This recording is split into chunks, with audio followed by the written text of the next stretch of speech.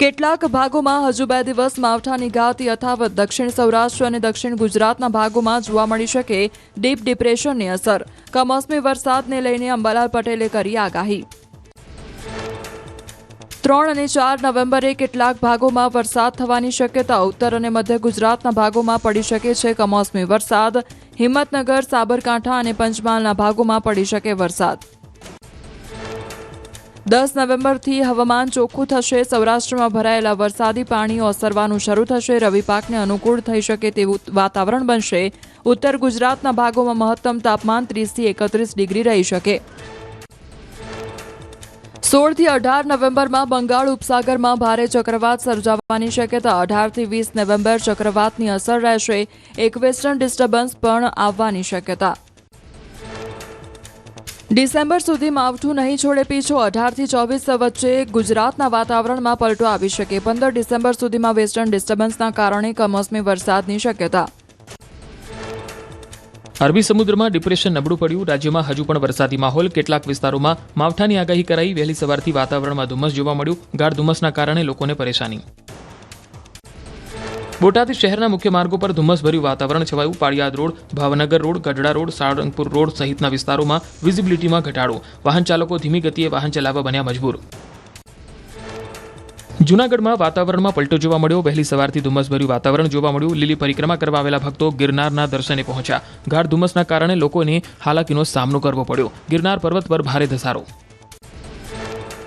અરવલ્લીમાં ધુમ્મસભર્યું વાતાવરણ જોવા મળ્યું. મોડાસા, ધનસુરા, બાયડ સહિતના વિસ્તારોમાં ધુમ્મસભર્યું વાતાવરણ. ધુમ્મસના કારણે વિઝિબિલિટી ઘટી. સ્ટેટ હાઈવેથી પસાર થતા વાહન ચાલકો મુશ્કેલીમાં મુકાયા.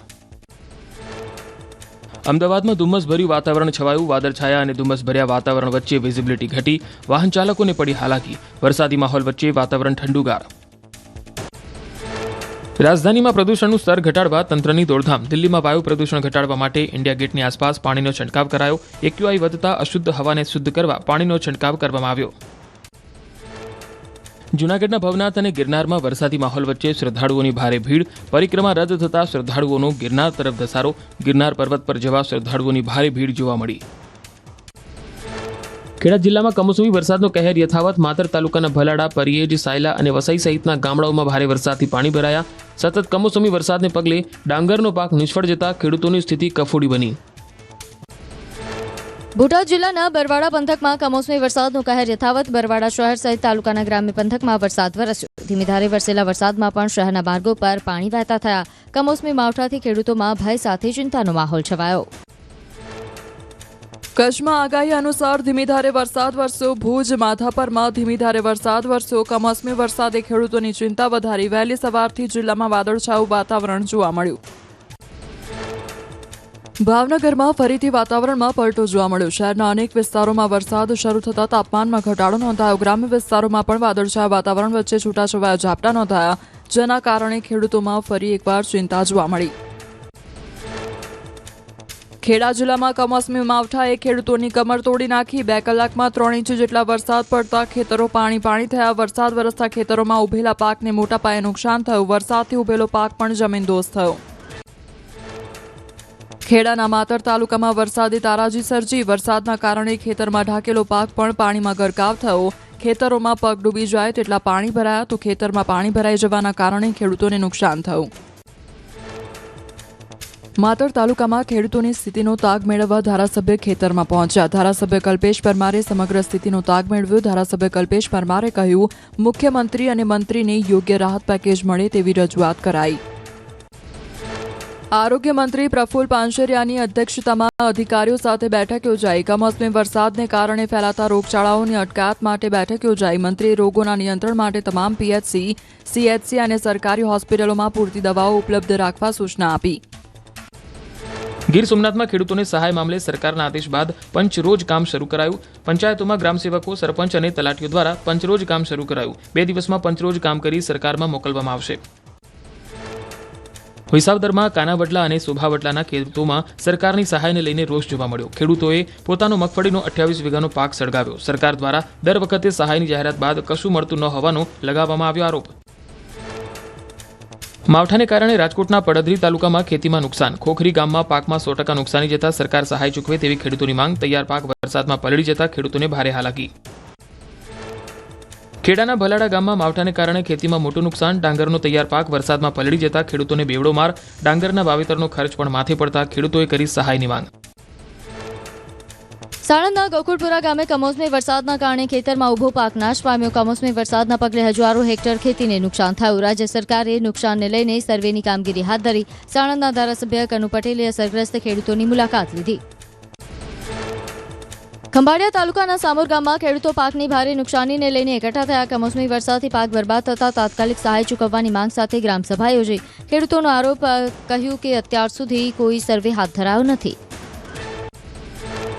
સાણંદ તાલુકા કુંવાર ગામમાં રાજ્ય સરકારના આદેશ બાદ સર્વે કામગીરી શરૂ કરાઈ. ગ્રામસેવક દ્વારા કામગીરી શરૂ કરવામાં આવી. ખેડૂતોની ગ્રામ પંચાયત બહાર લાઈન લાગી. એપ્લિકેશન સાથે મેન્યુઅલી પણ સર્વે કરાશે. ગાંધીનગરમાં પડેલા અચાનક કમોસમી વરસાદે ખેડૂતોની મહેનત પર પાણી ફેરવ્યું. શાલા ગામ સહિત અનેક વિસ્તારોમાં ખેતરોમાં પાણી ભરાઈ જતા તૈયાર પાક બગડી ગયો. ખેડૂતોને લાખો રૂપિયાનું નુકસાન થયું. ખેડૂતોએ સરકારને તાત્કાલિક સર્વે કરીને વળતર આપવા માંગ કરી. ખેડા જિલ્લામાં પડેલા કમોસમી વરસાદના કારણે જગતના તાત પર આબ ફાટ્યું. તૈયાર થઈ ગયેલા ડાંગરના પાકને વ્યાપક નુકસાન થતા ખેડૂતોની હાલત દયનીય બની. ખેતરમાં કાપણી કરીને રાખેલો ડાંગરનો પાક પલળી જતા તે ઉગી નીકળ્યો. રાજ્યના વન અને પર્યાવરણના કેબિનેટ મંત્રી અર્જુન મોઢવાડિયાએ ભગવાન દ્વારકાધીશના દર્શન કર્યા. ભગવાન દ્વારકાધીશના દર્શન કરી ધન્યતા અનુભવી તેમજ રાજ્યના નાગરિકોની સુખાકારી માટે પ્રાર્થના કરી. ગીર સોમનાથના બાવાના પીપળવા ગામે પંચાયત ઓફિસે ખેડૂતોની ભીડ જોવા મળી. પશુઓના ઘાસચારા માટેની જાહેરાત થતા ખેડૂતો દોડતા થયા. આધાર અને રાશન કાર્ડ લઈને ખેડૂતો મોડી રાતે લાંબી કતારમાં જોવા મળ્યા. પોરબંદર જિલ્લામાં કમોસમી ભારે વરસાદથી મગફળીનો પાક ધોવાયો. મગફળીના પાથરા ખેતરમાં તરતા જોવા મળ્યા. કુદરતના કહેરથી ખેડૂતોના મોઢે આવેલો કોળિયો છીનવાયો. ખેડૂતોએ સરકાર પાસે સહાયની કરી માંગ. કમોસમી વરસાદે પોરબંદર જિલ્લાના ખેડૂતોને કફોડી હાલતમાં ધકેલ્યા. મગફળીના પાકમાં ફૂગ અને નુકસાનથી ખેડૂતો ચિંતામાં ગરકાવ. રાજ્ય સરકાર દ્વારા સર્વે બાદ સહાય પેકેજ જાહેર કરાય તેવી ખેડૂતોએ કરી માંગ. કેબિનેટ મંત્રી અર્જુન મોઢવાડિયાએ પોરબંદર જિલ્લાના કુછડી, પાલખડા, વિસાવાડા અને મોઢવાડા સહિતના ગામોને લીધી મુલાકાત. કમોસમી વરસાદથી થયેલા નુકસાનનો તાગ મેળવી સ્થિતિનું નિરીક્ષણ કર્યું. કહ્યું સરકાર ખેડૂતોની સાથે છે. સહાય માટે પણ આપી ખાતરી. ખેડામાં ભારતીય કિસાન સંઘે માવઠા અને મગફળી ખરીદી મુદ્દે કલેક્ટરને રજૂઆત કરી. ખેડૂતોને યોગ્ય ભાવ મળી રહે તે માટે પગલાં લેવા કરી માંગ. તાત્કાલિક સર્વે કરી ખેડૂતોને મહત્તમ સહાય ચૂકવવાની કરી રજૂઆત. સુઈગામ પ્રાંત કચેરીએ સાંસદ જ્ઞાનીબેન ઠાકોર અને જિલ્લા કોંગ્રેસ પ્રમુખ ગુલાબસિંહ રાજપૂતે આવેદનપત્ર આપ્યું. અતિવૃષ્ટિથી ખેડૂતોને થયેલા નુકસાનમાં વળતર ન મળ્યાનો આરોપ કર્યો. તાત્કાલિક સર્વે પૂર્ણ કરી પાક ધિરાણ માફી અને વળતર ચૂકવવાની કરી માંગ. જામનગર જિલ્લામાં કમોસમી વરસાદનો કહેર જોવા મળ્યો. સતત વરસાદને કારણે લાલપુર પંથકમાં મગફળીના પાકને ભારે નુકસાની. ખેતરો પાણીમાં ગરકાવ થતાં મગફળીના પાથરા પલળ્યા.